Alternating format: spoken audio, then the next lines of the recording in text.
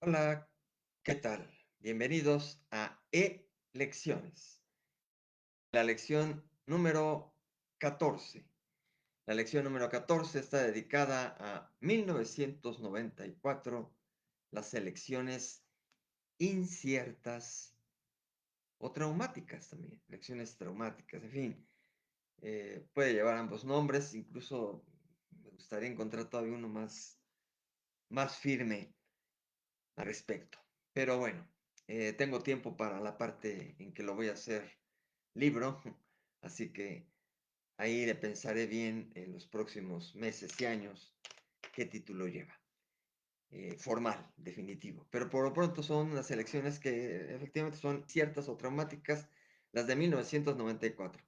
Recuerden que venimos de 1988, que no fueron nada tersas, nada simpáticas, fueron las elecciones de la ruptura de la hegemonía del PRI, las elecciones del fraude porque ganó Cárdenas, al parecer de muchos, eh, y si no, fueron tan cerradas que ocurrió eso, aunque los números oficiales no reflejaron esa cuestión tan cerrada.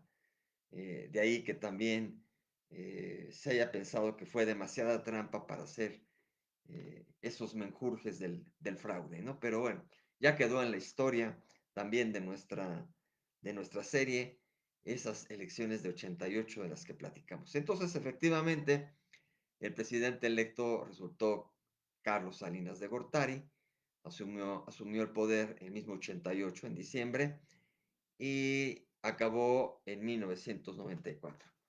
Pero pues bueno, transcurrió su gobierno neoliberal, de favoritismo a la iniciativa privada, a las inversiones privadas extranjeras, eh, ya desde ahí cuestiones de corrupción, ya desde ahí más narcotráfico, todavía más o menos manejable, aunque pues por allí el asesinato del cardenal Posada estuvo ligado con cuestión de narcotráfico.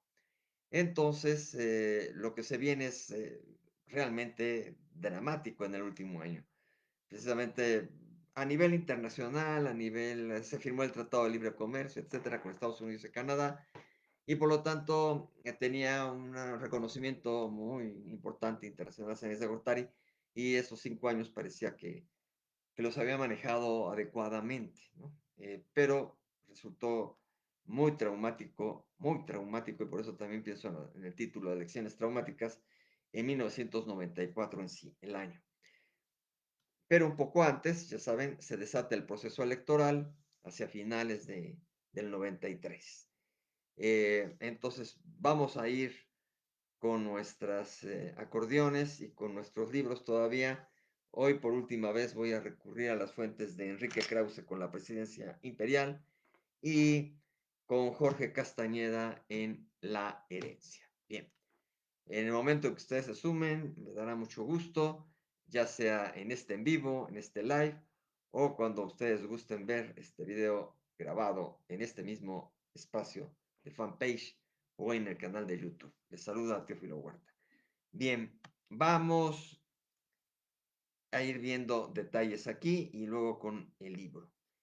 Entonces estamos en 93, en que se tiene que empezar este preámbulo que doy de los cada vez más marcada de los nombrados, ¿no? Porque en la antigüedad no era tanto, ¿no? Fue poco a poco, como cayendo gota a gota, que había nombres por ahí alrededor de los que querían ser, y cada vez que nos acercamos a nuestra época, a nuestro año 2024, hay una cantidad enorme de personajes que rondan la presidencia.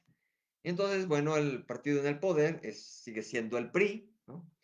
Ya llevamos varios años con el PRI, aunque partimos de aquella época en que no había PRI, ¿no? O sea, las elecciones nacieron con otros partidos, siempre con esa visión de liberales y conservadores, en una etapa, sobre todo el siglo XIX, y en el 20, que estuvo mucho ahí la revuelta, empezaron a surgir partidos a nivel institucional muy curioso, se marcó época el partido antirreeleccionista, pero a partir de Plutarco Elías Calles, él no ganando todavía, sino después de que empieza con su poder transeccional, es cuando se empieza a gestar y a dar el partido que nace con otros nombres, evoluciona a un segundo nombre hasta llegar al revolucionario institucional. Y ahora sí, como con Porfirio Díaz, que nos llevamos también un buen tiempo, ahora llevamos un buen tiempo con el PRI. Pero precisamente esta de 94, bueno, ya la del 88 marcó un cisma especial, tanto en el partido como en el país y en lo que representan las elecciones. Las del 94, por lo tanto, ya se esperaban competidas después de la experiencia del sinsabor que se quedaron los priistas después de que le habían dado, así como que no les importaba mucho que hubiera una corriente que se desprendía del PRI, ¿no? La corriente democrática de Cuauhtémoc Cárdenas y Porfirio Muñoz Ledo, y después le resultó en pocos meses. Eso se empezó a fraguar a mediados del 87, mediados de un año, o sea, un año antes de las elecciones. Un año antes empezó eso y al medio año ya empezaba a tomar una fuerza tremenda. Cuando arrancaron la campaña, pues ya tenían como competidor al que habían desdeñado, ¿no? Entonces fue realmente especial. Entonces, bueno, Salinas mismo dijo, se ha acabado la época del partido hegemónico, él mismo reconocía, él mismo tuvo que negociar con los partidos, meter leyes novedosas.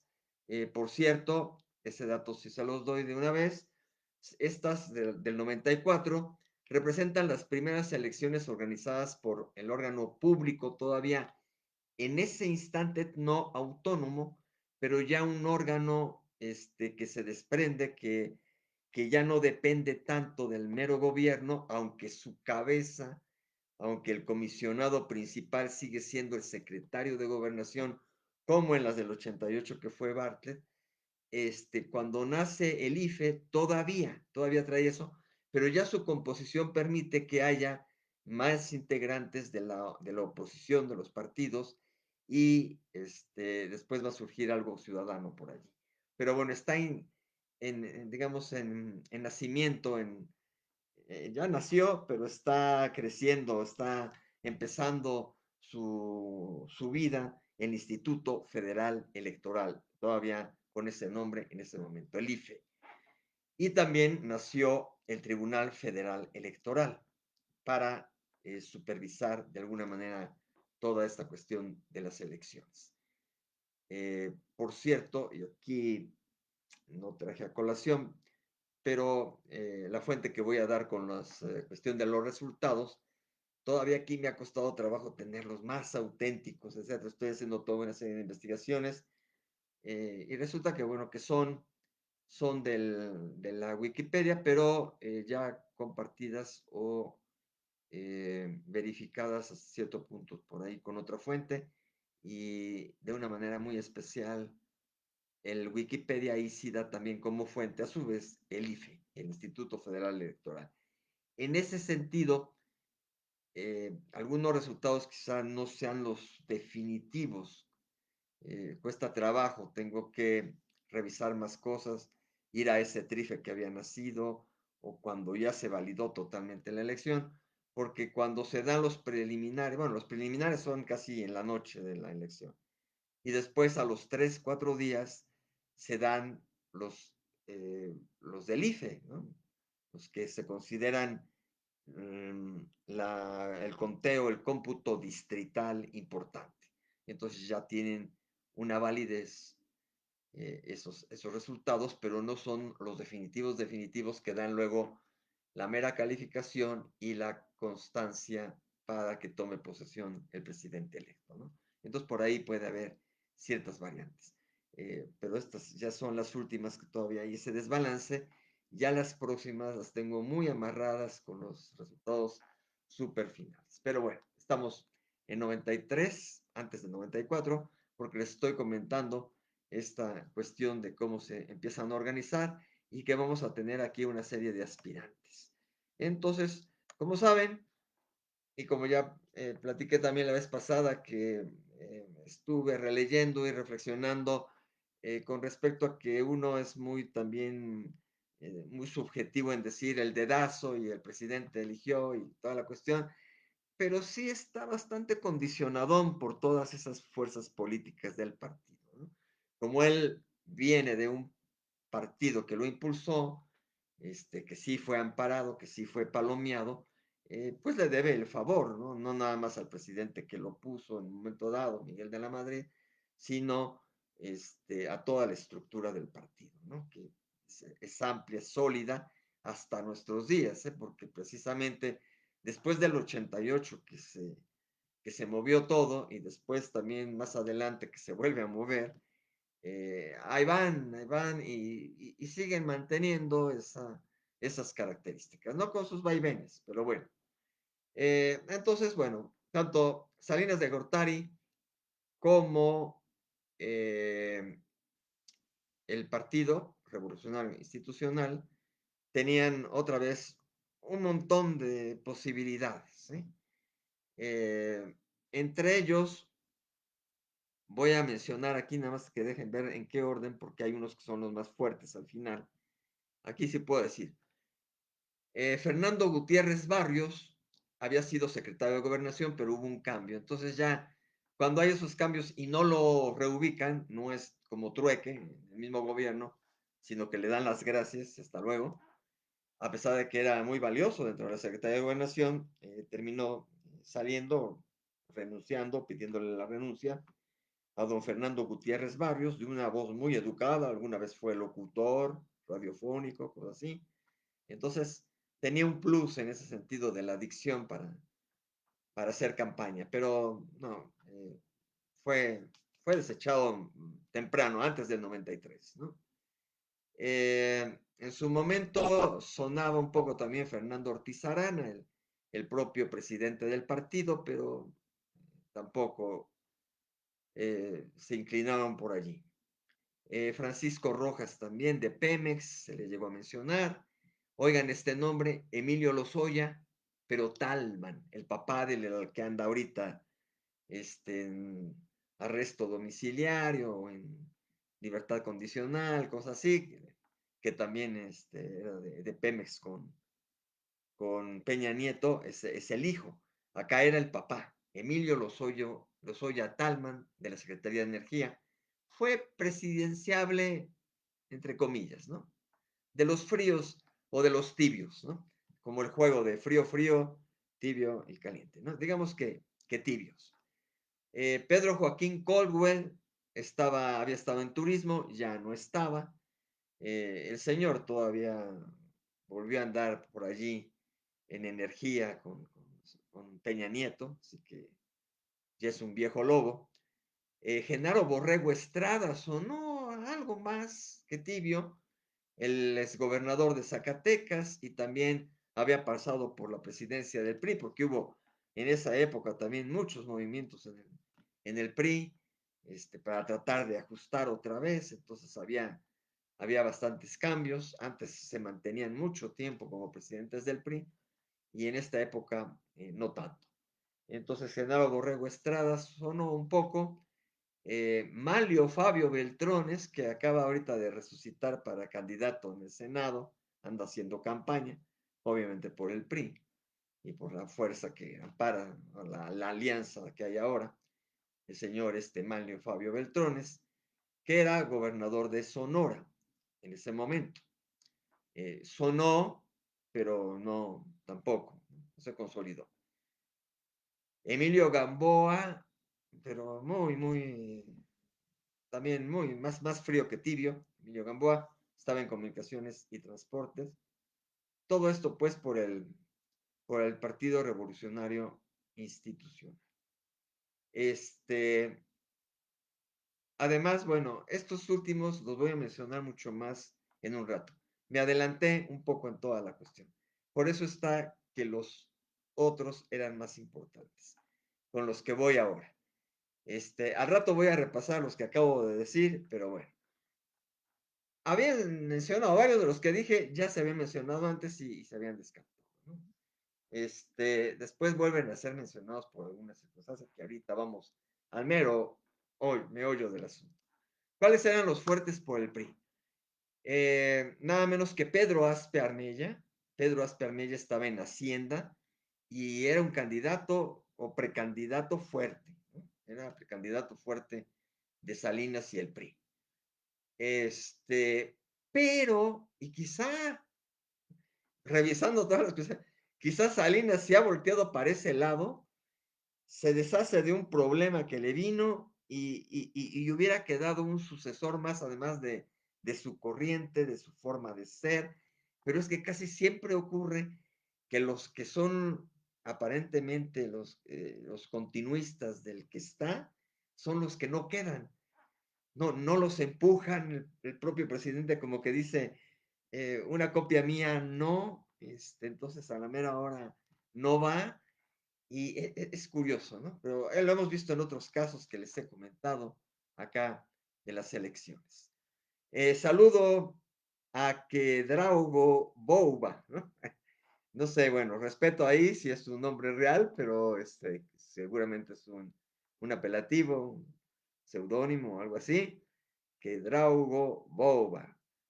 Me dice, mi nombre es Bouye Ruth. Ah, perfecto. Este, bueno, lo curioso está que, bueno, le mando saludos, a lo mejor me está viendo, nada más que, bueno, no tiene que ver mucho con el contenido que estamos realizando. Ok, bueno, saludos a Ruth, porque además su nombre real es Bouye Ruth. Muchos saludos, y mis mejores deseos de recuperación aparte, porque hay detalles. Muy bien, es hasta ahorita lo único que me ha llegado de público.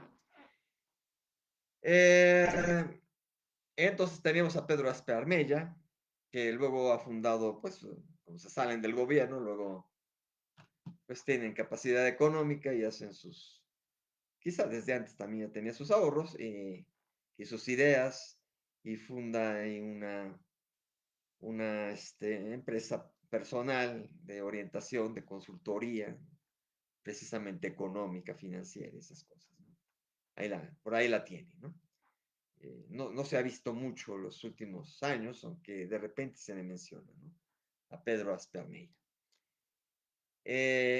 Y tenemos a los dos finalistas prácticamente que fueron los que se le hicieron bolas, o que dijo Salinas en un momento dado que no se hicieran bolas.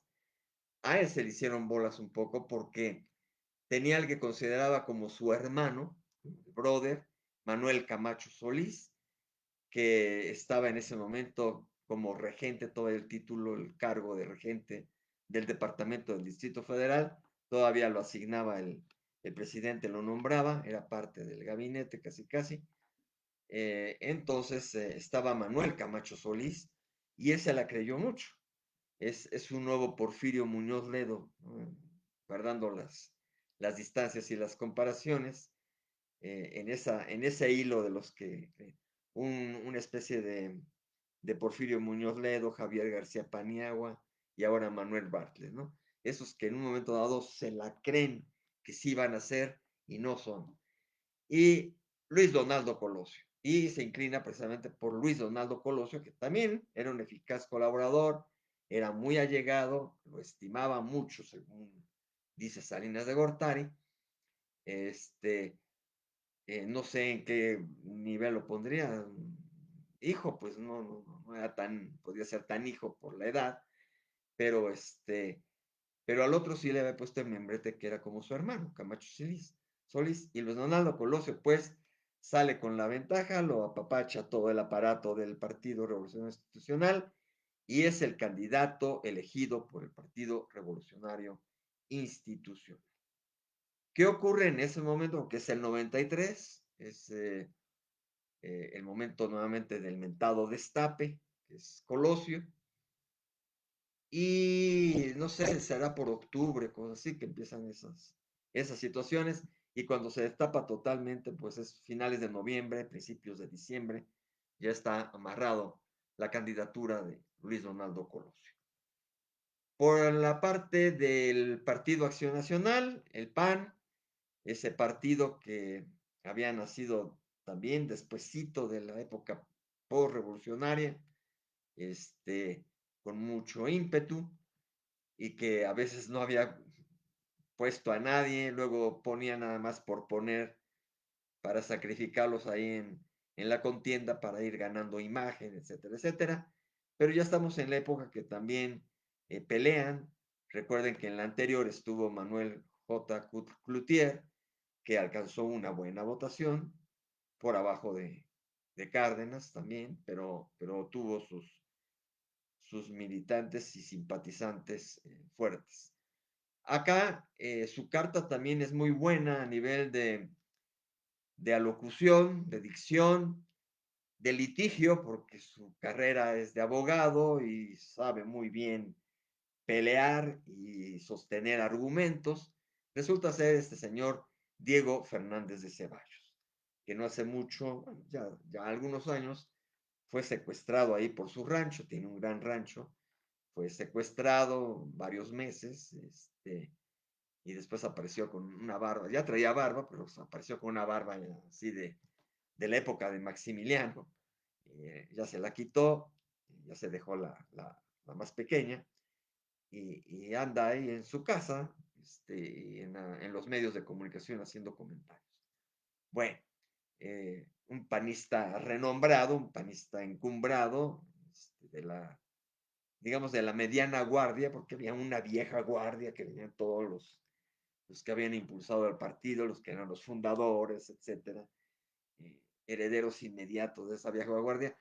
Y ahora pues han surgido varios, ha habido ahí choques importantes, pero digamos término medio entre la vieja guardia y la nueva, Diego Fernández de Ceballos. Luego el Partido de la Revolución Democrática, que recuerden que viene siendo esa corriente democrática del PRI, más otros partidos que se fueron sumando, más todos los de izquierda, el comunista mexicano, bla, bla, bla.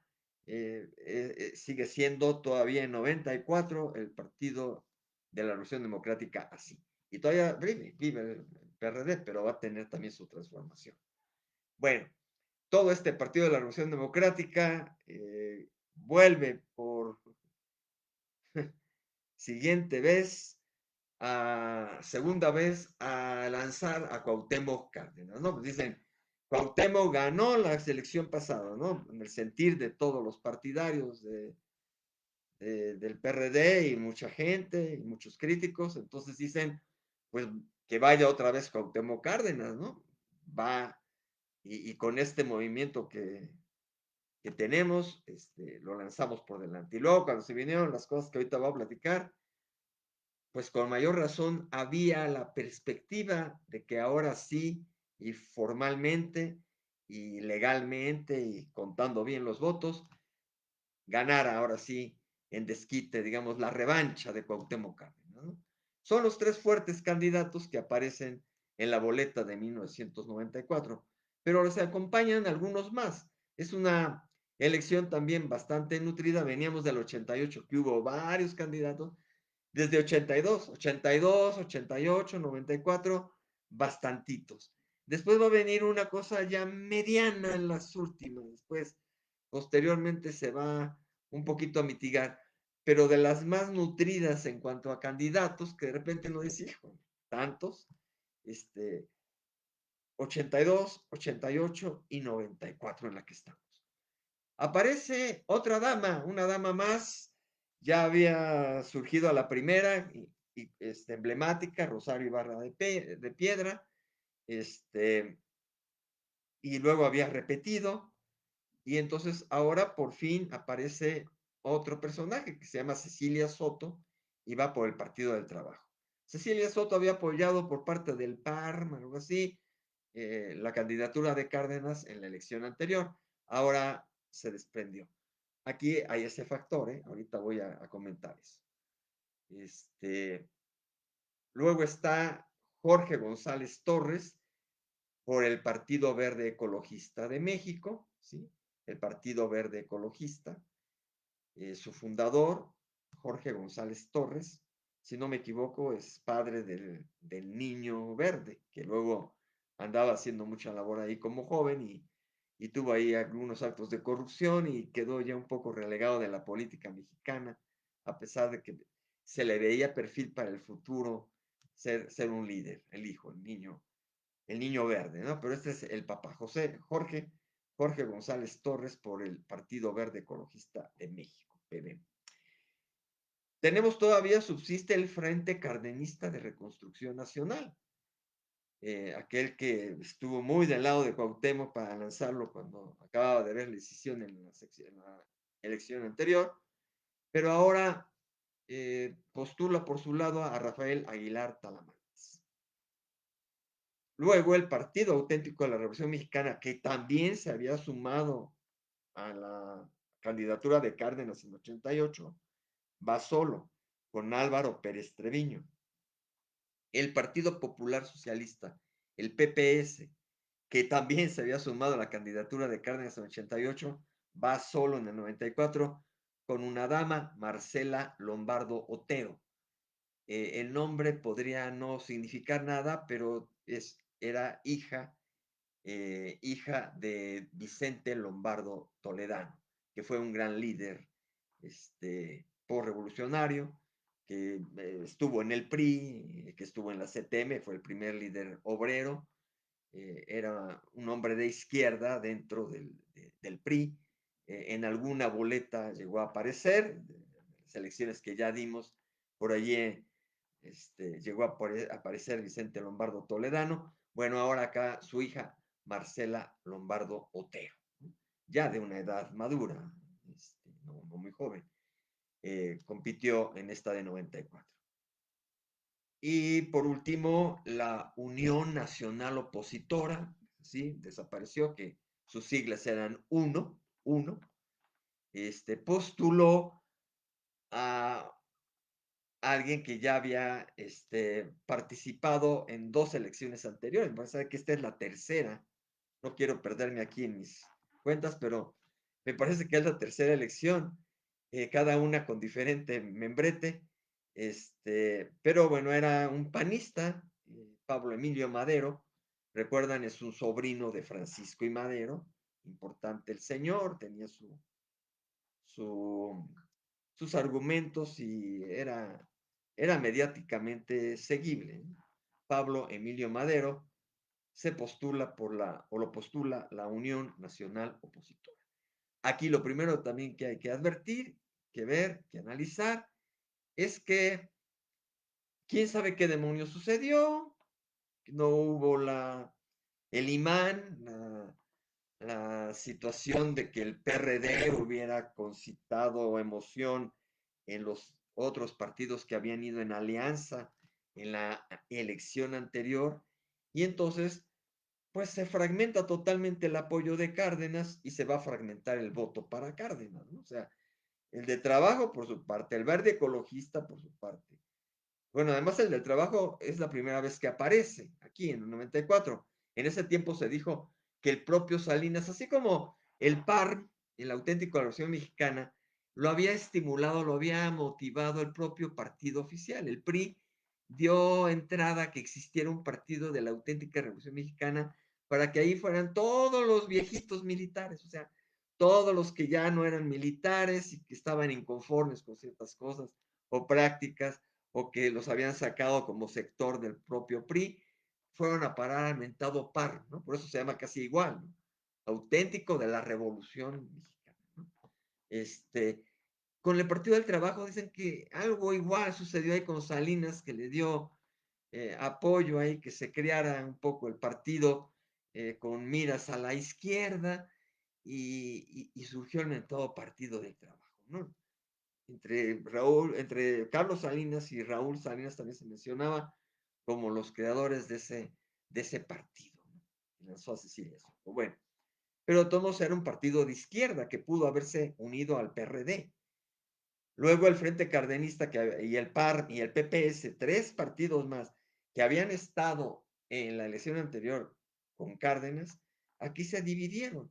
Entonces, o sea, no fueron en alianza, simplemente no formaron el mentado Frente Democrático Nacional que fue aquella vez, y ya, ¿no? Se perdió todo eso. Entonces, esos 3 partidos más más el del Trabajo, que era de izquierda, eran 4 partidos connaturales que pudieran haber hecho un contrapeso con Cuauhtémoc Cárdenas. Y viendo lo que sucede ahora con el Verde, que ha apoyado a la izquierda, si en aquel tiempo también hubiera visto hacia la izquierda con Cárdenas, hubieran sido 5 partidotes que se hubieran sumado. Todos los que aquí sobran casi se hubieran ido con Cárdenas. Y yo no sé si les hubiera alcanzado, difícilmente por los números que veo, otra vez hubiera sido un relajo, porque hubiera alcanzado 7,5, no hubiera llegado ni a los 8 millones, y el ganador, el segundo lugar, estuvo 9 millones. De todos modos, con todos esos apoyos, podría haber quedado en el mismo lugar, pero no se sabe, porque no se sabe nunca la cuestión de la hipótesis. Además, cuando hay una alianza, la alianza le da fortaleza, se nutre de a sí mismo. Los partidos se autonutren y le dan más fuerza al candidato. Entonces, hubiera sido bastante diferente, hubiera estado más peleado. En fin, acá fueron fragmentados, ¿no? Desde ahí la regaron bastante toda la gente de izquierda que no se unió, como que lo fueron aprendiendo después, ¿no? Lo fueron aprendiendo después. Ahora hasta se junta la derecha con el centro y también la izquierda, aparentemente, ¿no? El PRD.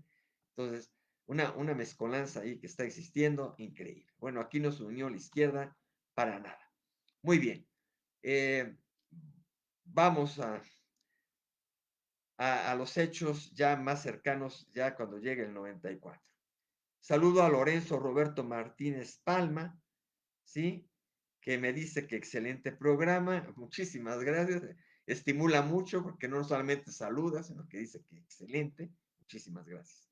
Bueno, vamos al momento del 94, porque esta elección es totalmente peculiar, ¿no? O sea, es la elección incierta o la elección traumática.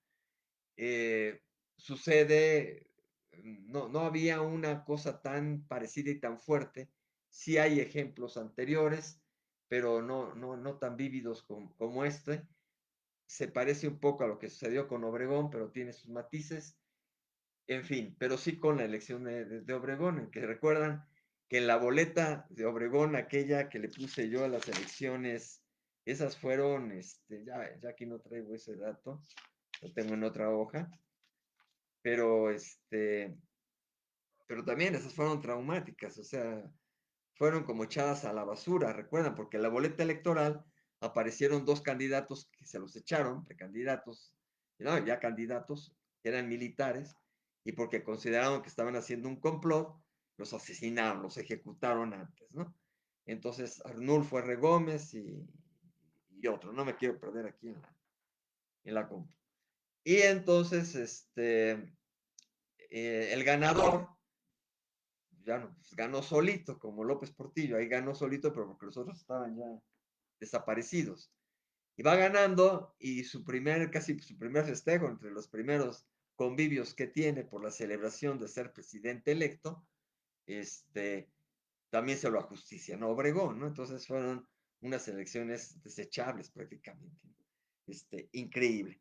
Acá no sucede lo mismo que porque ya está más institucionalizado todo, ya está más sólido todo el aparato, el sistema para que una cosa así no eche al traste una elección.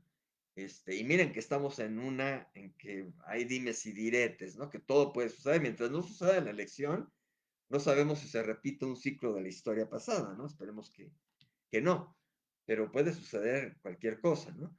Acá, precisamente, esta del 94 fue atípica porque había ya mucho tiempo que no había sucedido algo así. Obregón prácticamente había sido del último de las revueltas y que fusilan a este y que ya quitan a uno y que ponen a otro, ¿no? Todo había ocurrido dentro de las impugnaciones y toda la cuestión había ocurrido tranquilamente. Y de repente el 94 cimbró. ¿Por qué cimbró? Primero porque la propia política llevó al país, así como con Porfirio Díaz, ¿no? Que aparentemente mucho desarrollo industrial, mucho progreso, bien para adelante México, pero se olvidaron de la gente de clases bajas, el pueblo de México, hubo represiones, no había derechos casi a huelga, o las que había pues, las sofocaban, mucha represión en el campo, en las fábricas. Entonces, eso hizo que se desatara la Revolución Mexicana, es el punto, el meollo de toda la circunstancia, ¿no? Y los tantos años que llevaba Porfirio Díaz en el poder. Acá hay un símil.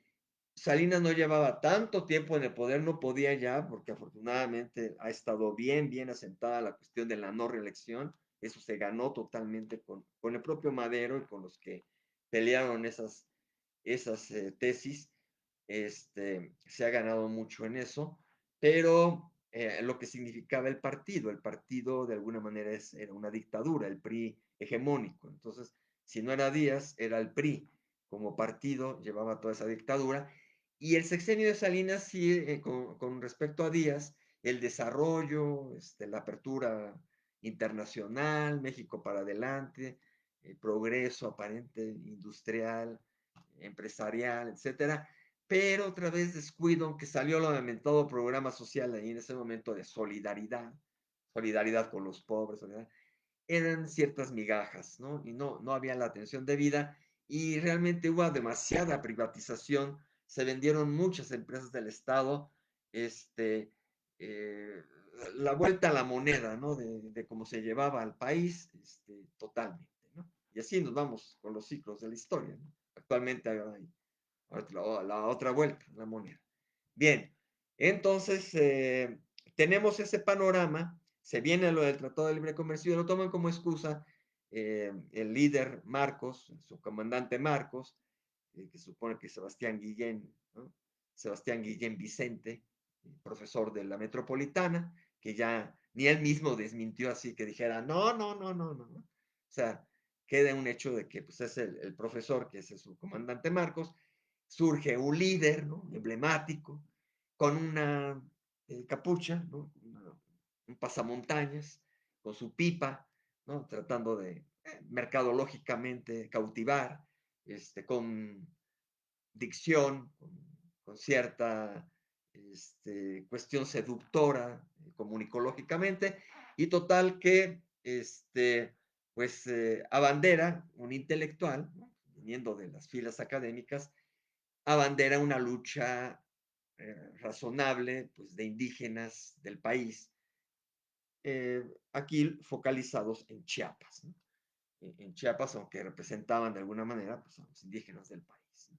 Si hubieran sido más inteligentes, quizá hubieran tratado de que surgieran 3, 4 focos en el país, ¿no? Norte, que era sureste, centro, occidente, y que tuvieran los 4 puntos cardinales a nivel de grupos indígenas, podrían haber conseguido algo en Guerrero, en Oaxaca, en Sonora, ya con los yaquis, y que hubiera habido un liderazgo igual, quizá intelectual, para preparar la cuestión, ¿no? Porque no tengan capacidad los demás, pero pues siempre alguien formado en la academia, en la universidad, puede tener nociones de una organización muy metodológica, etcétera, y hubieran surgido un Marcos allí y otro tipo por allá y otro tipo, y hubieran levantado al país, ¿no? Pero quizá, pues, también se ha descubierto ahí ciertas cosas, salió luego un libro de Marcos el Simulador, etcétera, de unos españoles, no mexicanos, pero también visto desde fuera, eh, consideraron eso. Muchos dijeron que estaba manejado por la iglesia o que también había sido un autogolpe del propio Salinas, así como Bush con las Torres Gemelas.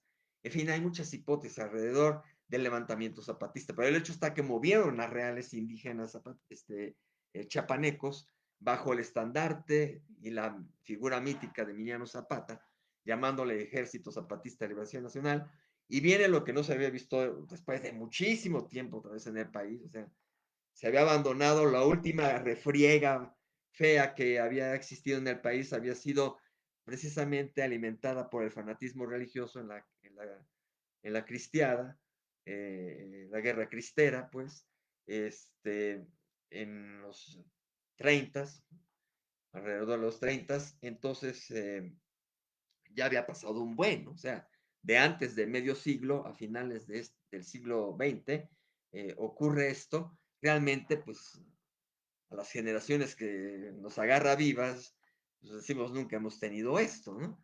Entonces llama mucho la atención. Entonces hay una guerra, una declaración de guerra, una sublevación que no existía, que primero tratan de apagar simplemente así como una guerrilla, como lo habían hecho con las guerrillas de Guerrero, con Genaro Vázquez y el otro Cabañas, Lucio Cabañas, eh, todo ese tiempo de los 70s, 80s, la guerra sucia, todo lo que la Liga Comunista 23 de septiembre, eh, se imaginaron en un momento dado eso, van contra, y no para, viene la cuestión de derechos humanos, de considerar como un elemento realmente porque hasta como dicen, hasta en las guerras hay reglas, de considerar al enemigo válido, entonces, como que la sociedad misma, diputados, senadores, políticos, etcétera, empiezan a empujar mucho esa idea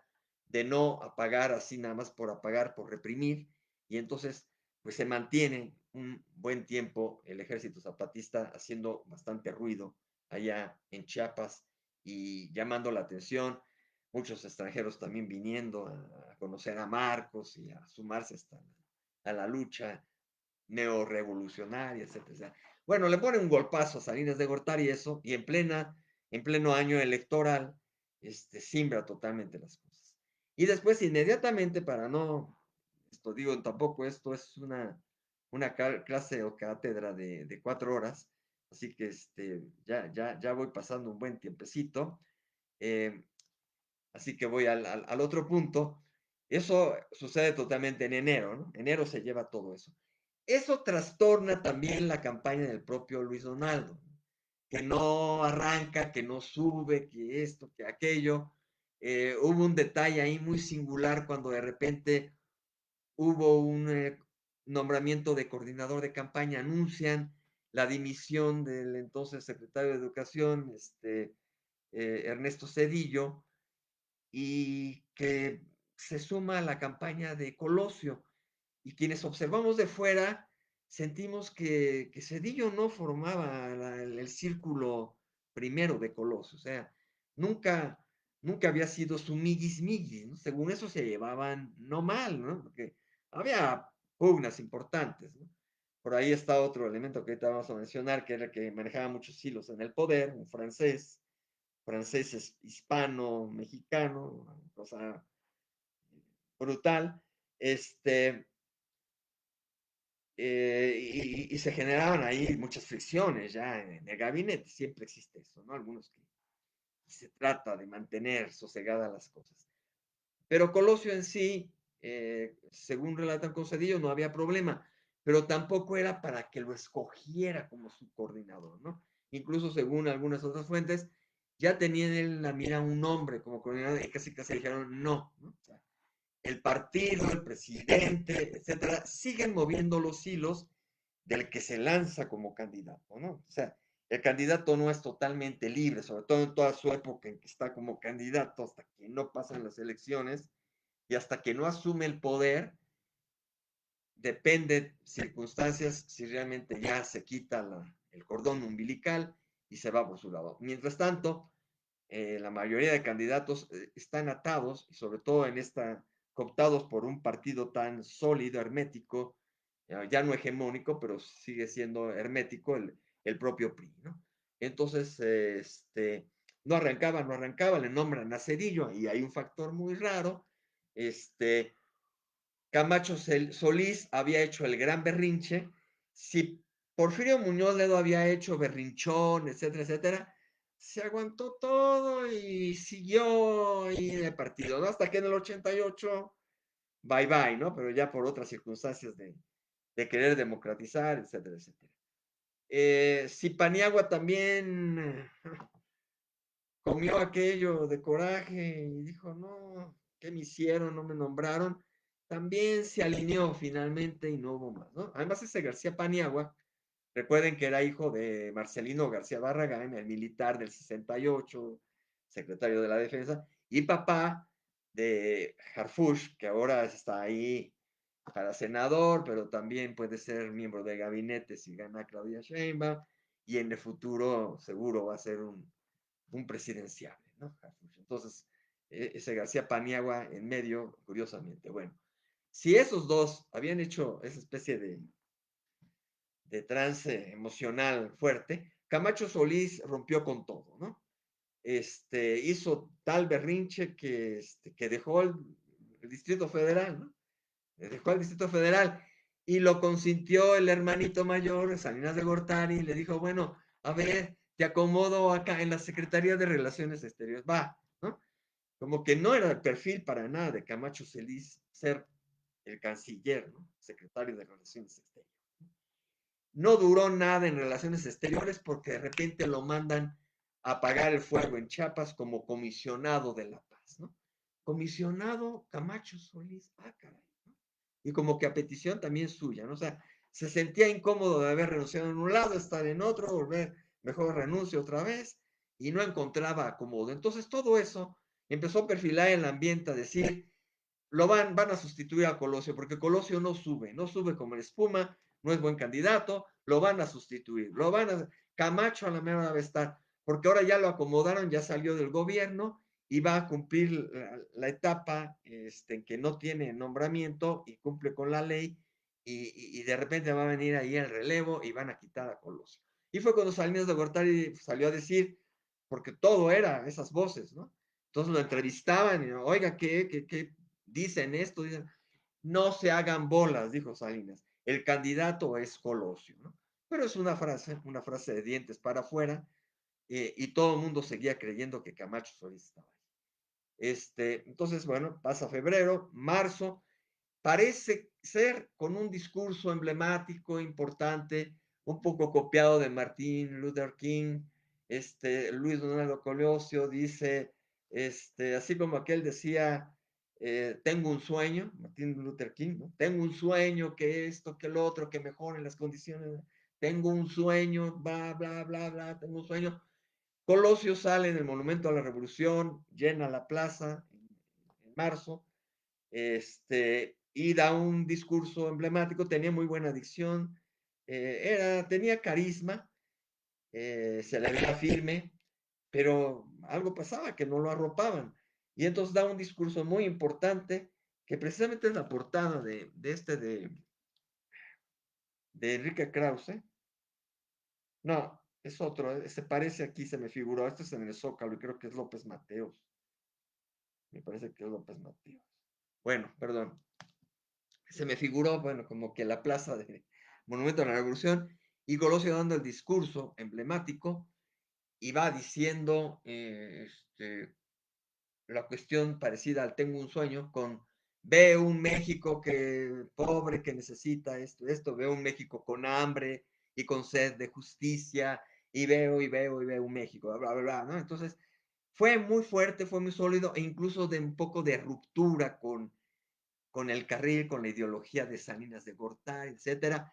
Por un lado querían que jalara, que arrastrara, y por otro lado empiezan a decir ahora, bueno, en ese momento, ay, se está yendo muy fuerte, está rompiendo con Salinas de Gortari, está rompiendo con su jefe, con el que todavía es presidente. Un relajo, ¿no? La opinión pública, los líderes de opinión que empujan ese tipo de cosas, etcétera, etcétera, como ahorita que hay, siempre salen relajos, así lo manifestaba, ¿no? Qué bueno que agarré el libro porque tenía una nota, antes de que se me vaya, una nota previa del momento en que había elegido a Colosio. Dice, para ese entonces, bueno, dice, 1993 iba a ser un año decisivo, el año del destape. Salinas lo inauguró con un cambio sorpresivo en el gabinete, salía Gutiérrez Barrios, ya lo había quitado, y lo sustituyó el gobernador de Chiapas, ¿no? Luis Donaldo Colosio pasaba del PRI a la Secretaría de Desarrollo Social, estaba en la Secretaría de Desarrollo Social cuando lo destapan, que había absorbido el programa Solidaridad y que por eso mismo tenía el PAN para repartir por toda la República, ¿no? Todo esto del asistencialismo y toda esta cuestión que ahora critican de Morena, pues estaba aquí en auge con el PRI. Luego, para ese entonces es posible que Salinas estuviese engañando a todo el mundo. con la verdad. Parecía que apoyaba a Colosio porque en verdad apoyaba a Colosio. Era su hijo político. Aquí sí, Enrique Krause dice que es su hijo político. A mí me parece que tampoco llegaba tanto, ¿no? Pero bueno, menciona aquí que su hijo político. Le debía todo, no lo traicionaría, le permitiría vigilarlo, ejercer el salinato. Se hablaba de salinato, así como ahora se habla con López Obrador de obradorismo y de que va a continuar detrás de Claudia, etcétera, tampoco es nuevo. Realmente la única época en que se dio y que además lo negaban todos los que estaban alrededor de ello, menos Ortiz Rubio que renunció a la presidencia, pero los otros dos que quedaron, Portes Gil y Abelardo L. Rodríguez, negaban que estuviera Calles detrás de ellos, y Calles mismos negaba. El hecho está que Calles sí ejerció un maximato, ¿no? O sea, estuvo ahí el máximo caudillo, por eso es maximato, ya el máximo caudillo. Y se empezó a manejar mucho, mucho, mucho con Salinas de Gortari, ¿no? El salinato, el salinato. Y no se dio. No se dio ni con Colosio por lo que pasó, ni se dio con el que siguió. Entonces, ahora vuelven a sacar eso, ¿no? Es que finalmente ahora se volvió a dar una especie de dedazo, simplemente. Pero no quiere decir ahorita, como digo, sí arropan, sí obligan, pero habrá un momento dado en que tenga su independencia quien llegue al poder, ¿no? Bueno, este, entonces, ejercer el salinato se daría una reelección colegiada, fíjense qué fuerte, ¿no? Una especie de reelección porque Colosio iba a continuar con Salinas. No de Salinas, sino de salinismo. Las otras cartas eran riesgosas. Aspe era demasiado burgués, implacable, sería una barrera para la reelección colegiada. Era mejor que siguiera en su puesto de presidente de las finanzas nacionales. Un nuevo Ortiz Mena. Ernesto Cedillo, el secretario de Educación, era joven y podía esperar. Quedaban Manuel Camacho, su hermano en política, su amigo Camacho inauguraría su propia era. Era hábil, quizá populista, intentaría la reforma política, con alguna probabilidad rompería con Salinas, el salinato se iría a pique. Esa es una interpretación de Enrique Krause, historiador, ¿no? Quizá Camacho le hubiera resultado más ad hoc, y quizá también Aspe, aunque era, como dice, burgués, estaba todavía más ligado con la cuestión de los empresarios y toda esta situación, pero pues era más continuismo de Salinas que nada. En fin, el que estaba era Colosio. Eh, y de pronto, también creo que tengo que ir con la otra cita antes, porque si no rompo con la secuencia.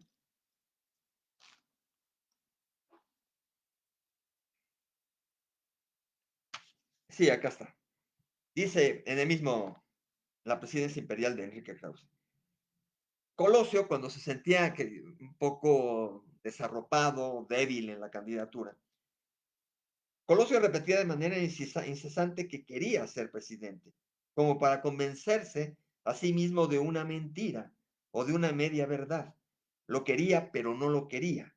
Juro por mis hijos que prefiero no llegar que llegar a través de un fraude, decía Colosio. O sea, después del fraude de que se hablaba de Salinas o la elección sucia anterior, Colosio tenía muy en la conciencia, muy en la cabeza, según Enrique Krause, la máxima de no llegar a través de un fraude, de competir bien, de ganar la ley. Quería ganar, obviamente, pero si le ganaban, no quería el fraude. Decía a sabiendas de que el fraude, vean lo que dice aquí Enrique Krause, decía a sabiendas de que el fraude era la segunda naturaleza del sistema político que lo postulaba. Esto es muy fuerte y es verdad, ¿no? O sea, emparenta al PRI, al partido en el poder, con su segunda naturaleza, ¿no? O sea, la naturaleza primera, pues es el partido eh, monolítico, popular, campesino, obrero, liderado por el presidente, etcétera. Pero su segunda naturaleza era el fraude, ¿no? O sea, las triquiñuelas, las mañas en las elecciones, etcétera, etcétera, etcétera. Este, y dice eso, la segunda naturaleza del sistema político que lo postulaba. Ese era el fraude.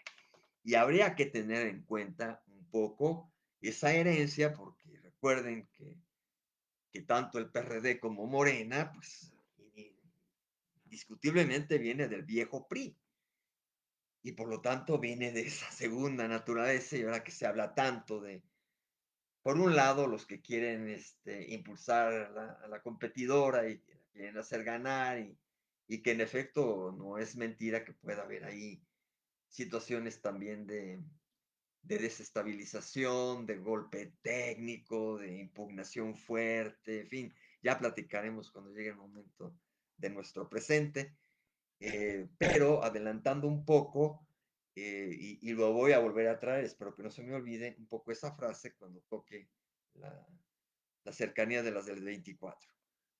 Eh, no digo que sea un hecho ni nada, pero a tantas hipótesis, a tantos escenarios que pueden venir, uno de ellos también en contraparte, aumentada impugnación de la oposición o al golpe técnico de la oposición, en contraparte, el gobierno morenista puede, fiel a su herencia, encontrar ahora elementos, organización por todo lo que mueve ahora, porque pues, también Morena creció meteóricamente, ya hablaremos de eso cuando toque.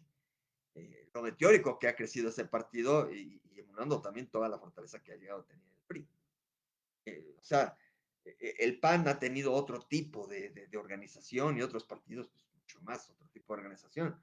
Pero yo creo que ninguno como el PRI y Morena, o sea, son semejantes en la forma que tienen sus bases, su forma de organización, etcétera, con sus matices, con sus diferencias, etcétera, pero así lo tienen. Entonces, ahora también podría surgir en este sistema político actual una segunda naturaleza y ahora curiosamente ir por el lado de que si hubiera al final un alcance hasta ahorita no, en las encuestas, pero si hubiera un alcance, una competencia, unos resultados, ¿no?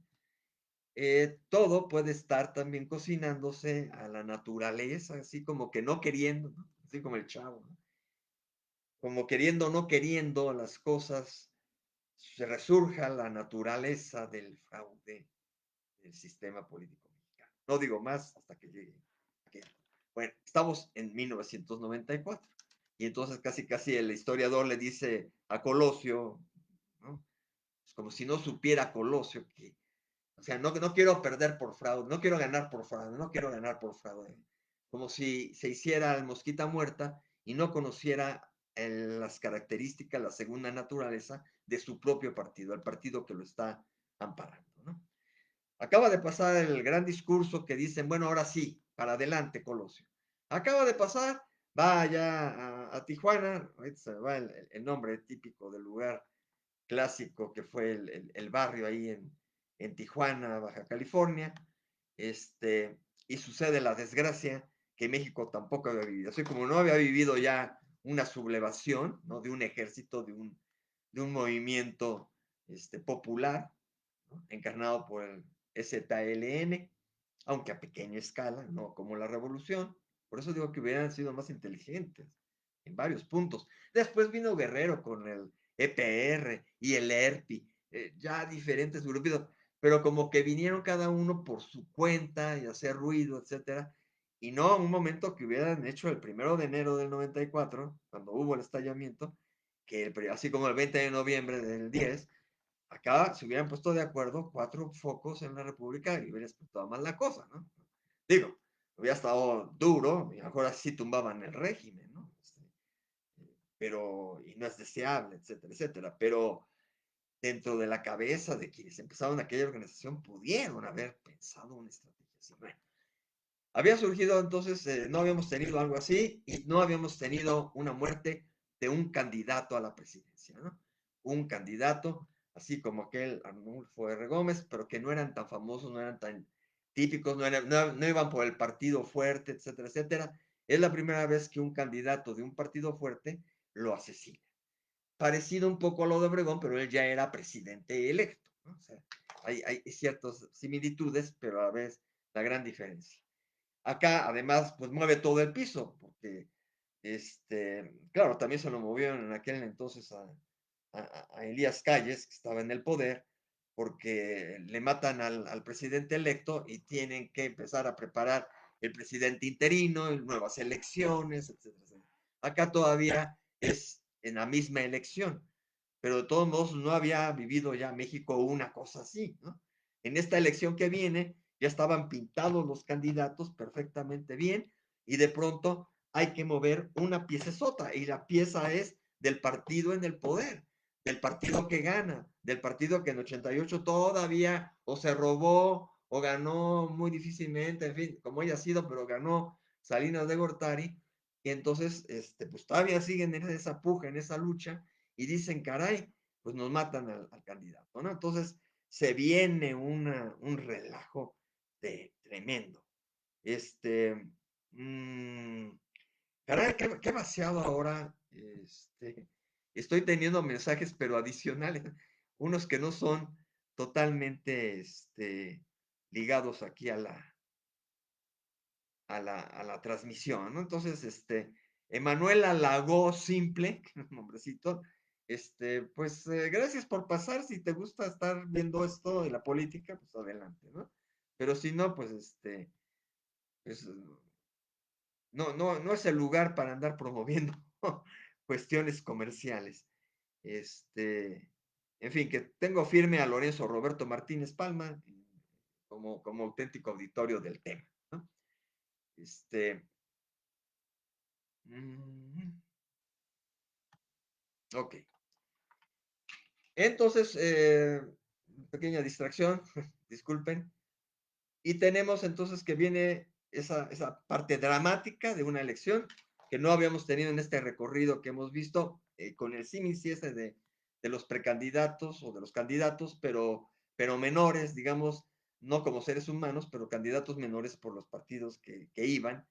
Y el fuerte ganó y luego sí lo mataron. Entonces, hay un poco esa remembranza, pero que había sucedido pues a finales de los 20, mediados de los 20, 24, 28, 24 fue, en la elección por ahí, entre 24 y 28. Ahí no tengo acá mi acordeón y no quiero quitar acá mi otro acordeón.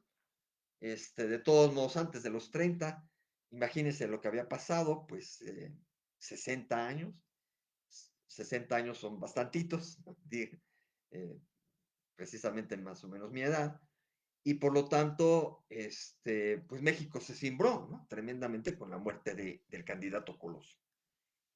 Lo curioso también está el nivel que se da ahí, regresando a la política, ¿no? En toda la parte del drama, viene la investigación, que nunca acaba la investigación, acaba de salir lo de Aburto, que si lo dejan libre, que si no, que el asesino solitario, que otra vez que dice que no fue solitario, que hubo otro por allí, el intelectual nunca se ha develado, ahorita vamos también a ese detalle, porque son 4 afectados en ese sentido, eh, de mención, y viene todo ese drama, el drama del entierro, el velatorio, el entierro, Diana Laura, muy querida, la querían lanzar como candidata a la gente, eso se me ha olvidado apuntar y mencionar aquí, ahorita lo voy a mencionar. La gente empezó, Diana Laura había causado mucha empatía, la esposa de Colosio, más que el propio Colosio. Como acá se tenía acostumbrado, quién va a estar ocupando también los pinos, quién va a estar ahí al lado del presidente, quién va a manejar el DIF, etcétera, etcétera, pues era Laura Diana, se me fue el apellido Rojas, ¿no? No, Rojas era el otro apellido de él. Eh, bueno, Diana Laura de Colosio, ¿no? En ese momento. Era realmente querida la señora, joven, muy joven, rondando apenas finales de los 30, 40 años seguramente, porque acababa de tener a la última nena. O sea que sí, estaba antes de los 40. Yo supongo, claro, pueden tener todavía, ahora se ha verificado que hasta los 45 creo que hay embarazos comprobables. Pero bueno, se veía muy joven la señora, muy empática, le caía bien a la gente y luego empezaron a gritar su nombre, ¿no? Que no sé si hasta en el velorio, todo, la seguían los medios, etcétera. Estaba devastada la mujer, pero ya estaba enferma, luego se supo, en ese momento todavía no se sabía que ya tenía un cáncer terminal prácticamente y no se le notaba mucho. se vino todavía más abajo, pues con la muerte de su esposo, pero parecía que nada más era eso, ¿no? Y no, que tenía ya la enfermedad. Entonces, Diana Laura, pues sonaba el nombre como para que ella la lanzaran. O sea, eh, popularmente, etcétera, pues sí, como que dice uno, va, ¿no? Sí, que la pongan y seguramente ahora sí el PRI va a tener más simpatía y vuelve a ganar el PRI, toda la cuestión, porque Diana Laura, que es la pareja del recién asesinado, va a hacerla en el país, ¿no?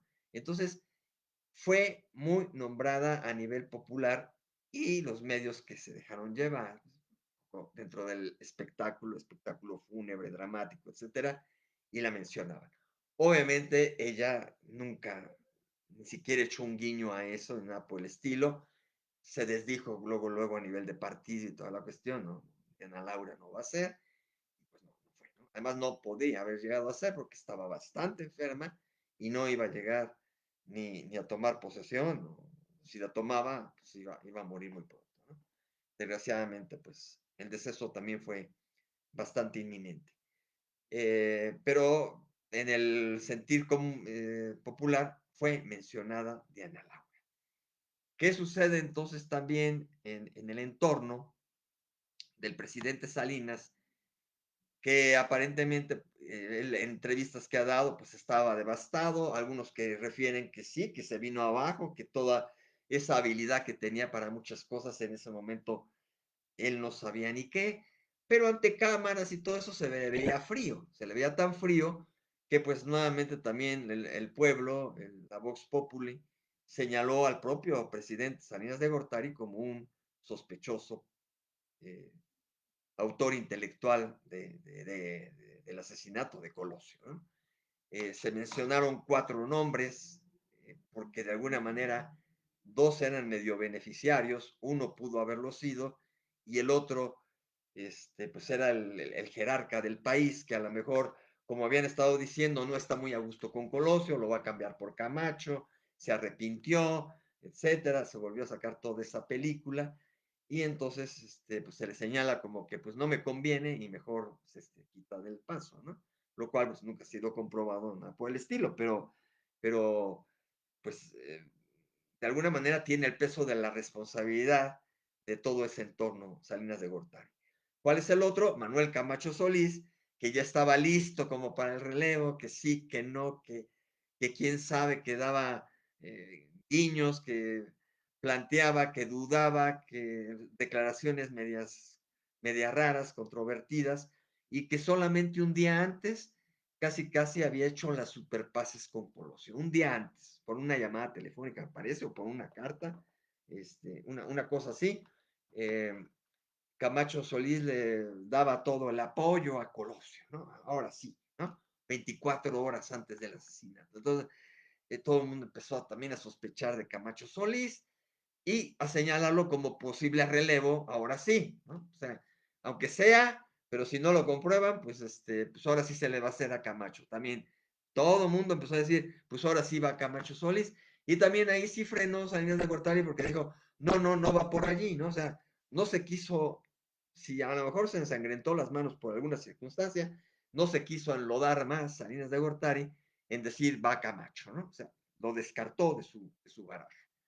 Entonces, tanto Diana Laura como el propio Camacho Solís.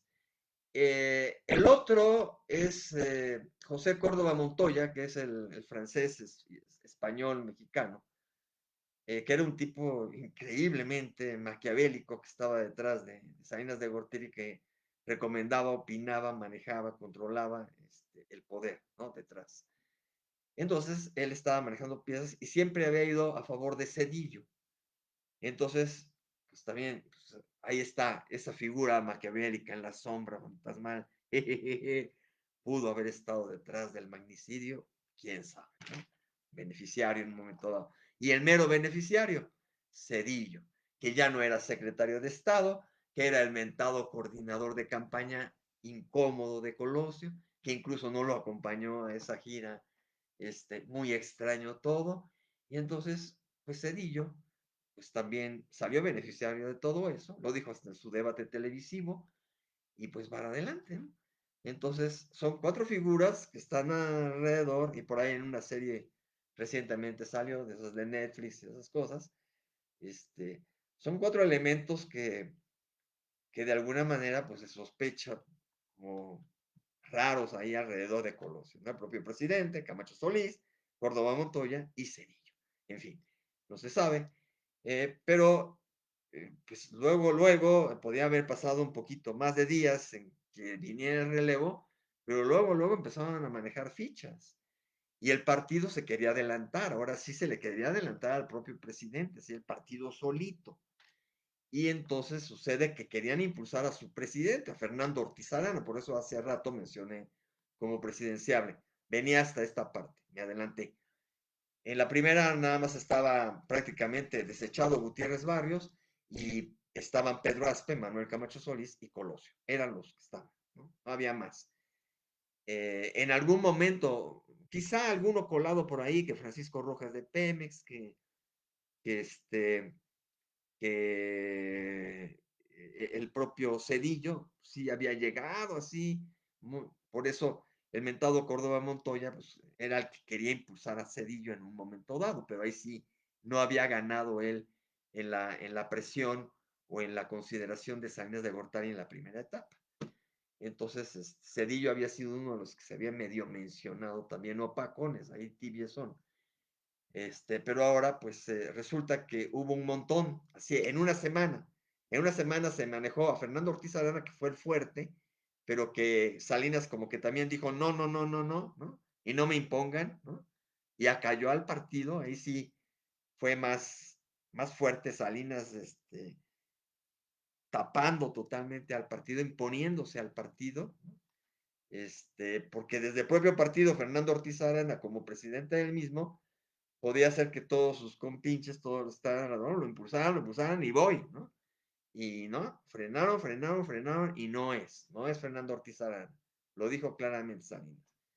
Se menciona a Francisco Rojas, a Emilio Lozoya Talman, el de energía, que es el papá del actual Emilio Lozoya, a Pedro Joaquín Corber, a Genaro Borrego, a Mario Fabio Beltrones, que tuvo mucho que ver en el traslado de allá, de Sonora, él se había trasladado luego también a Baja California, en fin, un relajo allí con lo de Colosio, que según eso eran muy amigos.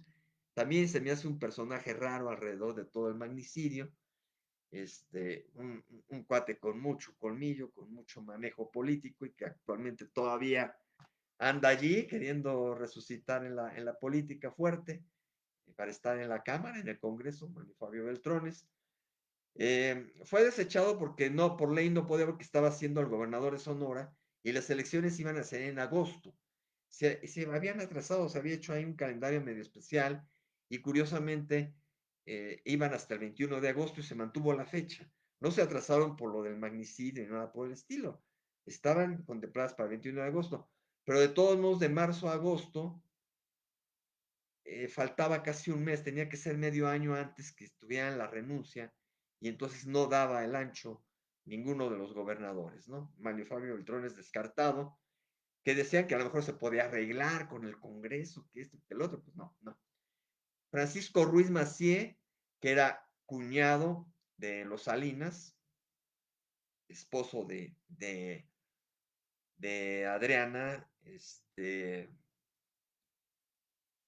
Salinas de Gortari, entonces es el cuñado que después van a matar en el mismo año.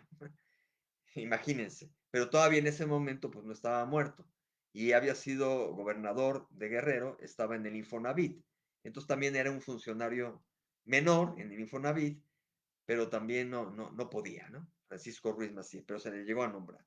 Emilio Gamboa Pascua también estaba en gobierno, en comunicaciones y transporte, y además pues, tampoco podía, y ya había un pique, aunque lo mantenía en su gobierno, Salinas de Gortari, ya había cierta enemistad allí. Y según Salinas de Gortari acusó a Echeverría, al expresidente Echeverría, de que había lanzado gente cercana a él, como Augusto Gómez Villanueva, otro elemento por allí, a tratar de empujar a alguien para que fuera candidato. Echeverría lo desdijo, desmintió, posición contra posición, expresidente contra presidente en ese momento, es ese dicho, ¿no? En el libro de la herencia de Jorge Castañeda traigo una cita interesante que nos dice lo siguiente, ya en la siguiente etapa. Le preguntan precisamente a un expresidente, dejen ver a quién le pregunto, luego me equivoco aquí con quién están preguntando, esa de la Madrid, Jorge Castañeda, que hizo este libro haciendo entrevistas a expresidentes, precisamente sobre las sucesiones. Entonces me parece que sí estamos con De la Madrid todavía, porque quiso recoger el momento en que De la Madrid se entrevistó con Salinas. Vean, Salinas se arropó con un expresidente. A Echeverría no lo quiso, ¿no? Es como ahora, Salinas, igual, ahora en el pasado suena así como que no, con Salinas nada. Este, igual en aquel entonces Salinas, aunque era de su propio partido Echeverría, no era de la corriente y no lo quería. En cambio, de la Madrid, pues fue su padrino presidencial, y acudió a él. Entonces, le pregunta a Jorge G. Castañeda, ese comentarista de Foro TV, y crítico y toda la cuestión, y exsecretario de Relaciones Exteriores. Le pregunta a Miguel de la Madrid, cuando el asesinato de Colosio platicó usted con Salinas, ¿cómo se da esa reunión y esa plática? Y contesta de la Madrid, mire, a Colosio lo asesinan el miércoles 23 de marzo de 1994 y Salinas me invita a desayunar el sábado 26. Nos fuimos a Los Pinos y mi primer comentario es que estaba sumamente presionado, triste. En el curso de la conversación se le llenaban los ojos de lágrimas. Ahí muestra a Salinas su mano, ¿no?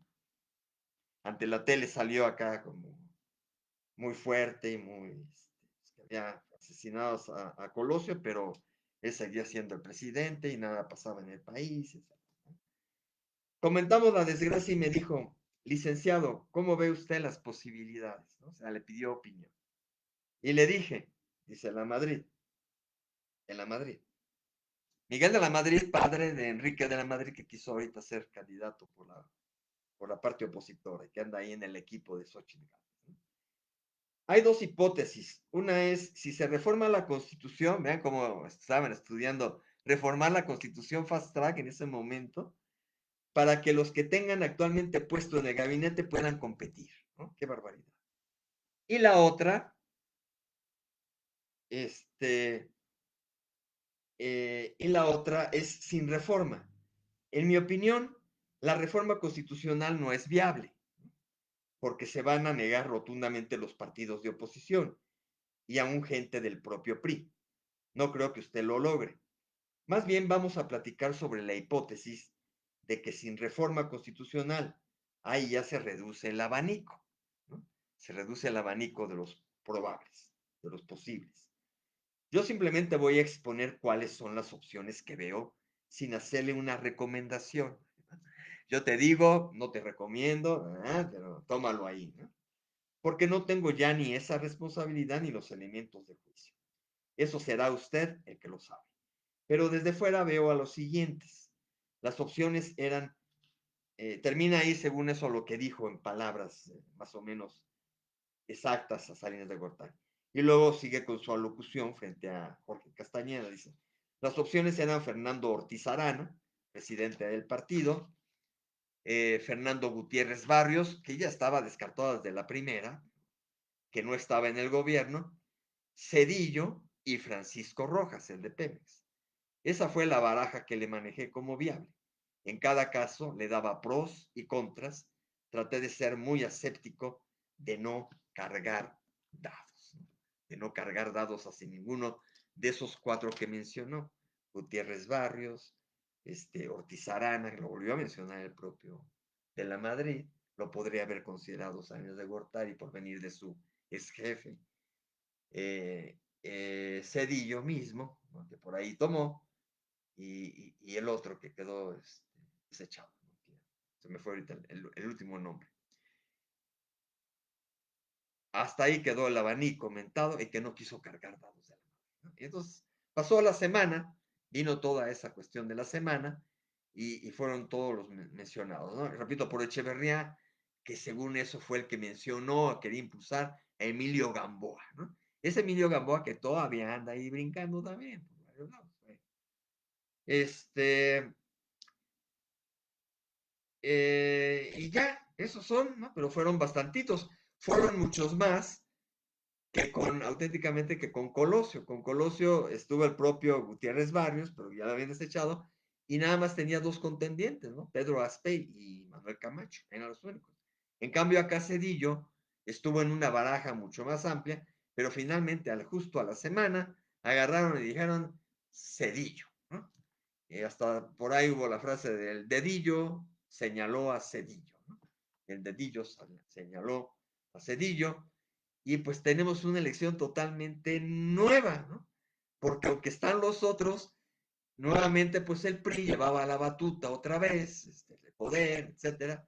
Entonces, pues los otros ya estaban y nada más hubo cambio en la cúpula, pero pues qué cúpula.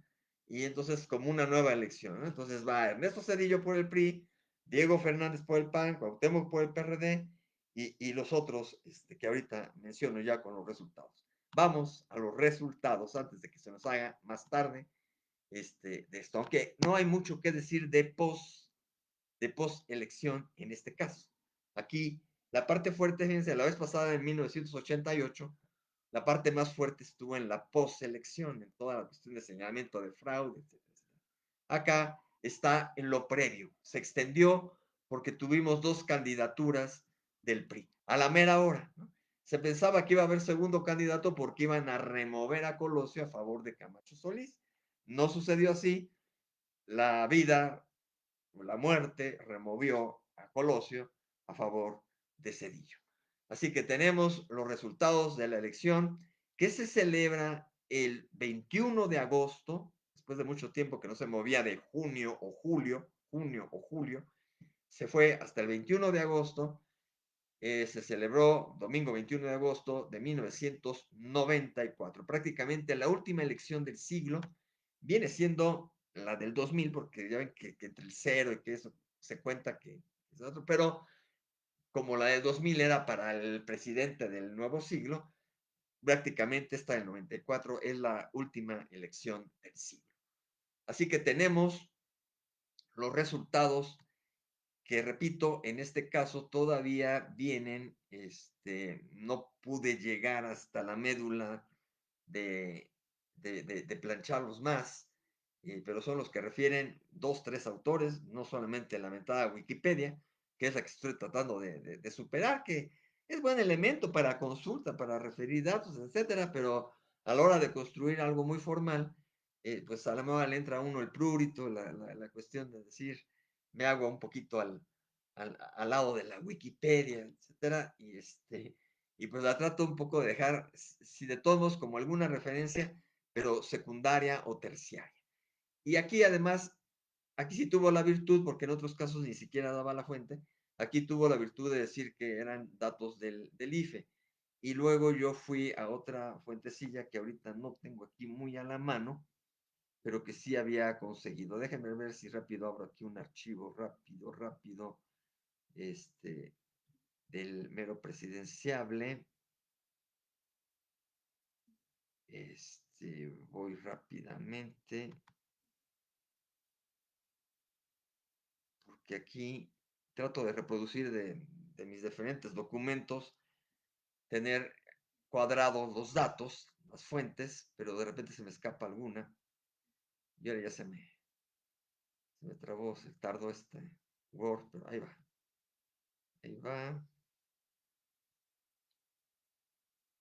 Y nada más quiero verificar, se había puesto. No, es que sí, nada más aquí puse que era el wiki. 651. No, no encontré por el momento más. Bueno, ahí están. De todos modos, como aquí tengo tiempo, les puedo dar rápidamente alguna variante con otro autor que he consultado, un historiador Iturriaga, que tiene unas variantes en los datos, ¿no? Y que quizá a lo mejor puedan ser más certeros, aunque A la hora que he comparado también ese autor con los que se han podido del TRIFE o del Tribunal Electoral del Poder Judicial, no compagina, ¿no? Bueno, entonces a veces hay hasta 3 variantes de datos, pero todos son muy cercanos. Así que por aquí voy a referir alguna variante con alguno de ellos para que lo tengan en cuenta. Eh, Tenemos que hubo hasta 1 millón de votos nulos, ¿no? Más de 1 millón y alcanzó casi el 3% de votos nulos, ¿no? 3% de votos nulos. La gente pues no vota bien, pone otros nombres que ni siquiera otros nombres, ¿no? En estos casos de nulos, nulos es porque echan a perder la boleta, ¿no?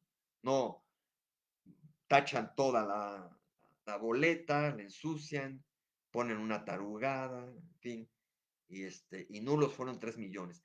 Quiere decir algo del sentir popular, ¿no? De algún grupo de personas de la sociedad. Yo no voto por nadie, y anulo mi voto, etcétera, etcétera, y ahí va, ¿no? Que se vea, que suene que 1 millón de personas en México no estamos a favor de ninguno de los candidatos que están. Cosa que sucede en cada elección en un momento dado, sobre todo en estas más modernas, ¿no? Que va a suceder seguramente en 2024. En cambio, para no registrados, alguien que consigne un nombre muy educadamente y pone un nombrecito por allí, de alguien no registrado, hasta de su papá, su hermano, cualquier nombre que ponga, alcanzaron 43,000 votos así, ¿no? Una migaja que no alcanza gran porcentaje, ¿no? Nada, prácticamente.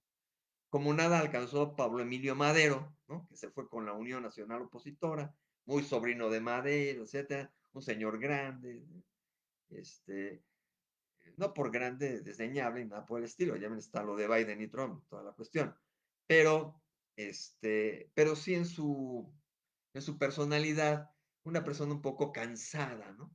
Porque pues, hay personas grandes muy dinámicas, ¿no?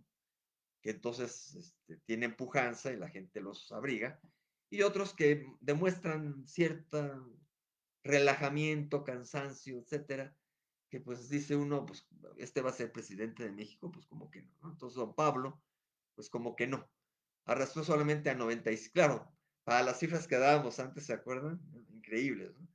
Aquí estamos con 97,935 personas, ¿no?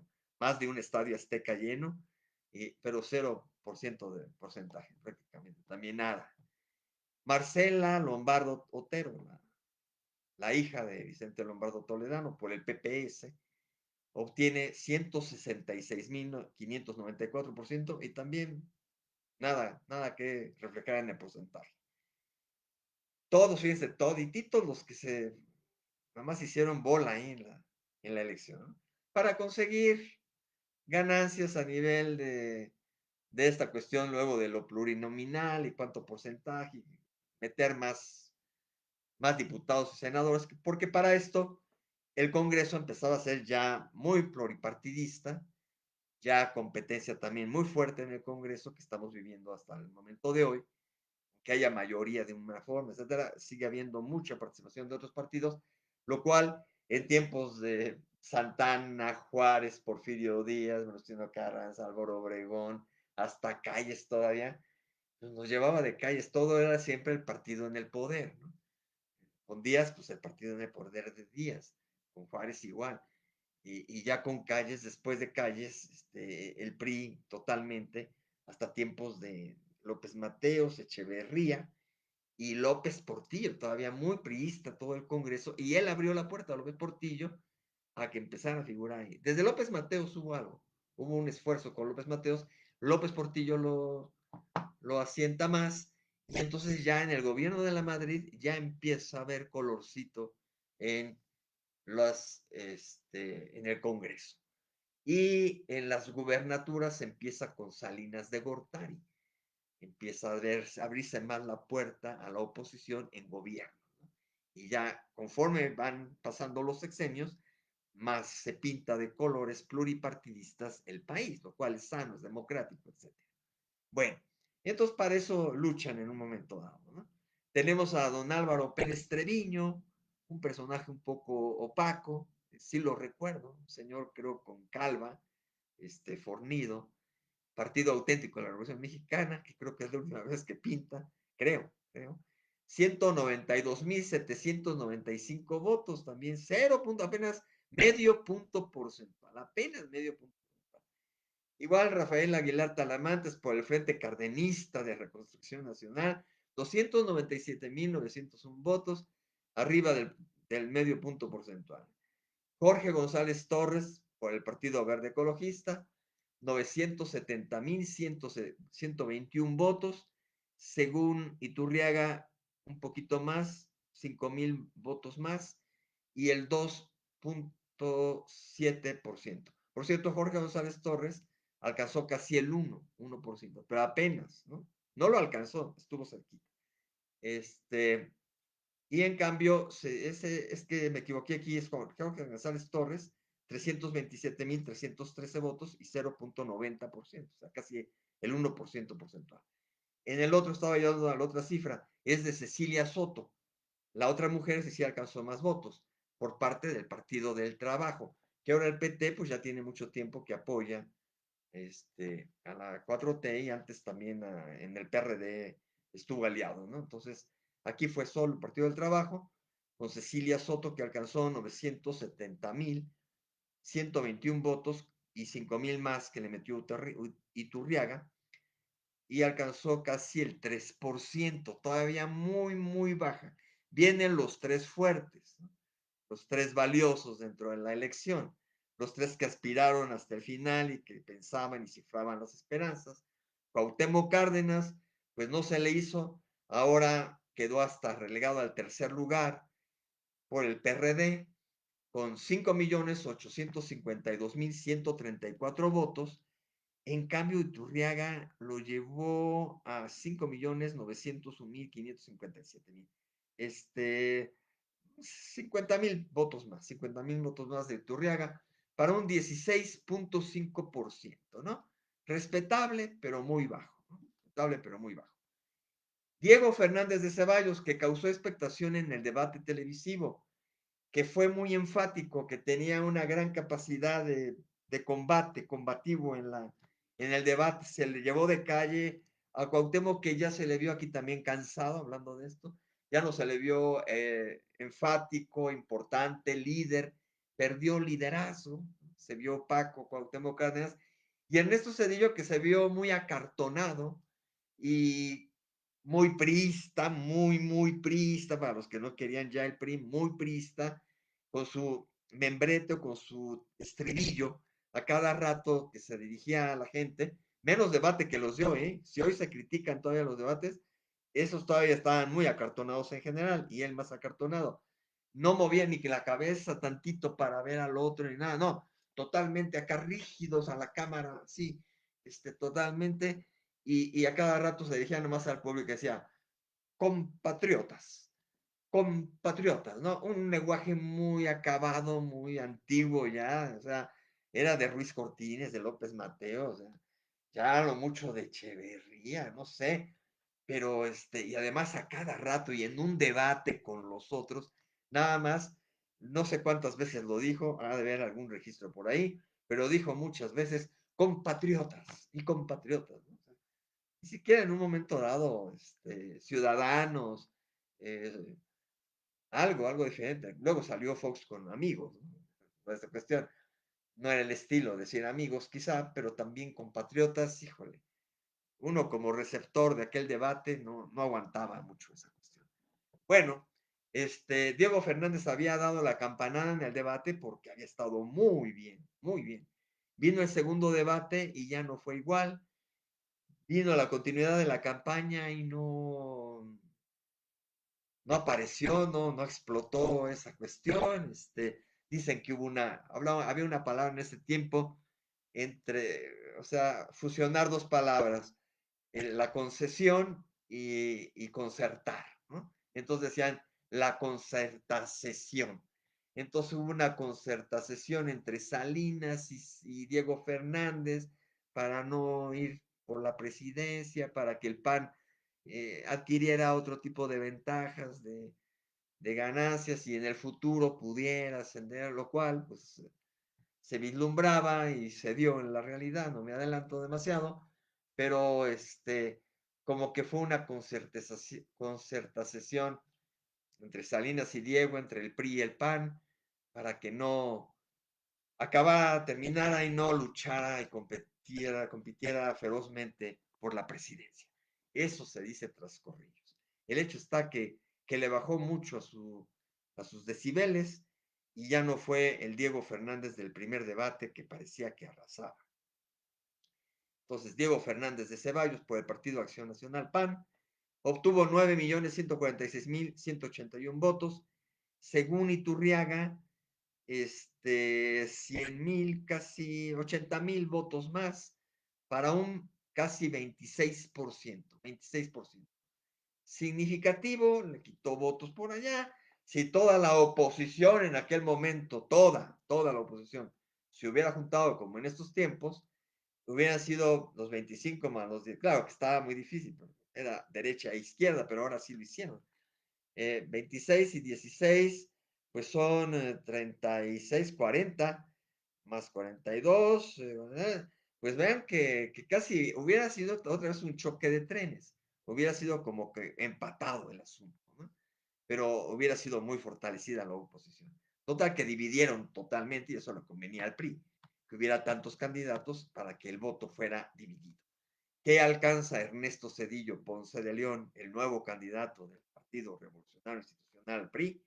17.181.651 votos, según Iturriaga, como 150.000 votos más. En total llegó al 48.6%, 48.6% Ernesto Zedillo. Sigue siendo una cifra ya castigada con respecto a aquellos 90%, 100% de López Portillo, 90%, 80%, bueno, vamos, 70% que llegaba a ser muy, muy respetable, ya desde Salinas de Gortari, pues empezó a constreñirse, a bajar, y y aquí fue tremendo. Y así fue, ¿no? La evolución se fue dando históricamente, todo esto se va acomodando, van a ver lo que viene en la siguiente elección del 2000, pues tremendo, y del 2006 no se diga, muy especial. Total que, bueno, fue un guamazo también para el PRI todavía, no tan fuerte como el que le habían dado a Carlos Salinas, porque la diferencia, Salinas obtuvo un poquito más, 2% más, pero a su cercano competidor lo tuvo muy cercano en el 30, 20 puntos, y este, acá lo tuvo a 28 puntos más o menos, 35, 45, 23 puntos, 23, 24 puntos de diferencia. Entonces, no estuvo tan cercano y no tan impugnado como el caso, obviamente, de Cuauhtémoc Cárdenas con Salinas. Entonces, curiosamente, Ernesto Zedillo fue para abajo en la votación, en el porcentaje, pero ensanchó, respiró un poquito más de la anterior elección, ¿no? O sea, se compensó allí, tuvo más lejanito a uno que pudo ser fuerte competidor como Diego Fernández y todavía se alejó muchísimo más de un Cuauhtémoc Cárdenas un tanto desgastado. Y aún desgastado va a aparecer en el 2000 nuevamente Cuauhtémoc Cárdenas. Recuerden cómo ha habido personajes que aparecen y aparecen en la boleta, unos muy menores, que eran de relleno, aquel que aparecía con Porfirio Díaz nada más para llenar la boleta locamente, pero el propio Porfirio, ¿cuántas veces no apareció en la boleta? Tremendo, muchísimas veces, ¿no? Entonces, aquí vamos a tener un personaje que va a aparecer por tercera vez en la boleta, pero también, pues no, adelanto, pues no la va a hacer ni con la tercera vez. En cambio, sabemos de otro que después también apareció por tercera vez y ya la logró. En fin, ya terminé con los datos, los resultados, y como les decía yo hace rato, prácticamente no hay, pasan básicamente como limpias, limpias entre comillas, siempre hay alguna impugnación, siempre hay alguna situación de mañas, de un robito de urnas, de una casilla que no se instaló, de más boletitas en una urna, en fin, todo lo que por ahí un autor mencionó como las mañas ya tradicionales que hacía sobre todo el PRI, Obviamente que se llegaban a dar y reclamaban por ahí algunos de los candidatos, pero no hubo realmente una impugnación así sólida, fuerte, que marcara pauta y que entretuviera también al tribunal para decidir, sino que simplemente no hubo problema, ¿no? Había un dato importante que les quería también dar hace rato: 80,000 observadores y más de 1,000 visores extranjeros.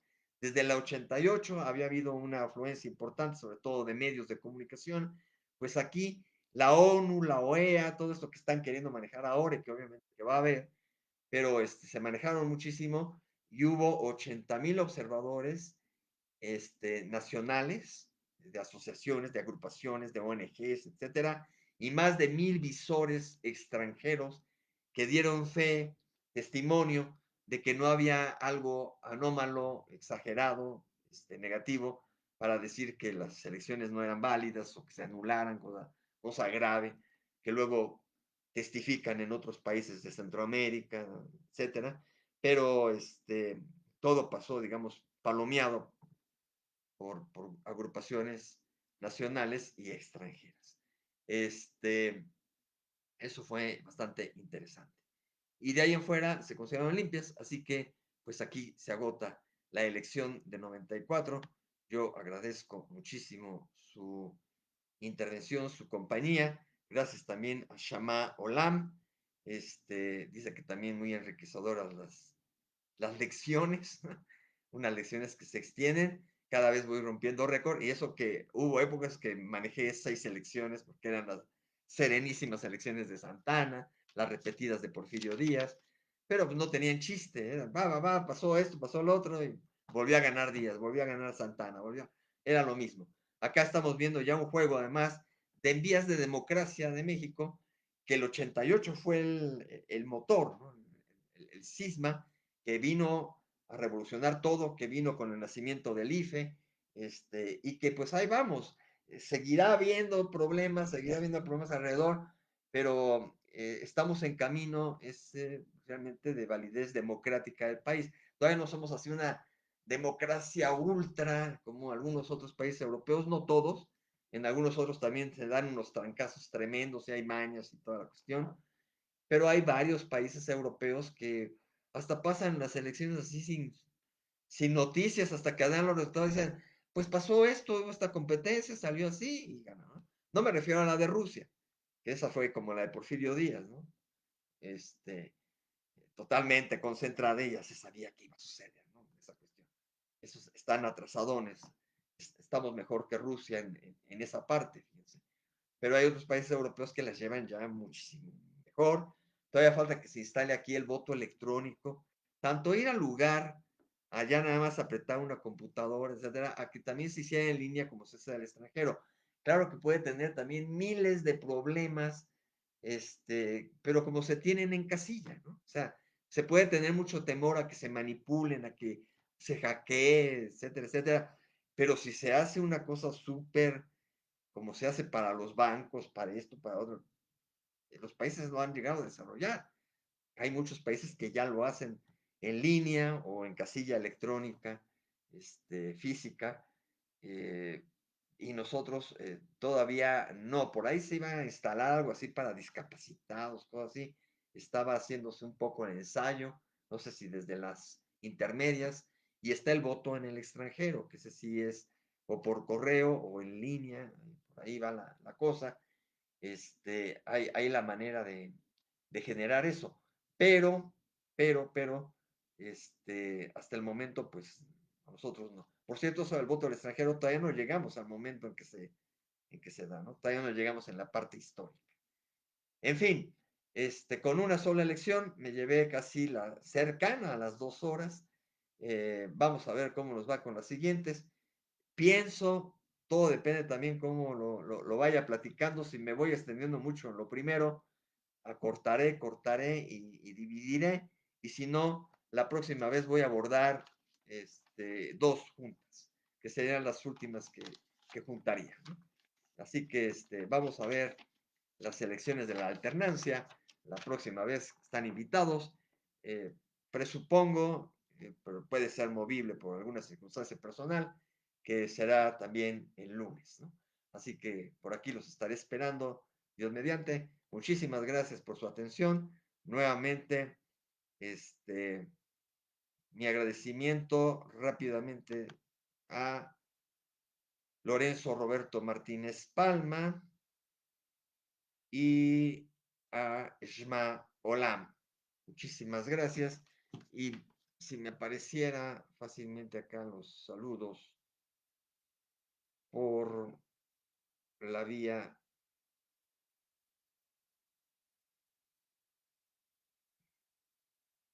de, permítame un segundo, ya se pueden retirar si gustan, pero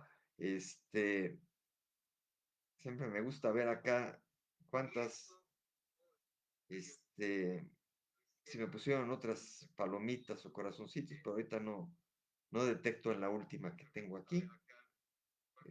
Por ahí hay 5 comentarios según eso, pero son los mismos que... Ujú, son las mismas. Así que fui a esto y me salté lo otro. Bueno, qué barbaridad no manejar atinadamente las... Sí, pero es que no se ve quién más me puso la manita y quién puso el corazoncito. Eso lo veo hasta después. Muchísimas gracias. Muchísimas gracias por la atención. Esto queda, recuerden, por ahí recomendar, échale un vistazo a este cuate en el YouTube, en la siguiente, o a los que tiene grabados por allí, y los que tiene en el Face Live y en el YouTube repetidos. Entonces, ya sea por un lado o por otro, ahí me pueden acompañar. Muchísimas gracias por su atención y que estén muy bien. Gracias, Lorenzo Roberto Martínez Palma. Buenas tardes, ya casi buenas noches, ya está oscureciendo, que ya estamos en primavera, así que falta un poquito. Muchísimas gracias. Nos vemos en las próximas, que van a estar buenas las elecciones de 2000 y 2006, ¿no? Hasta luego. Gracias.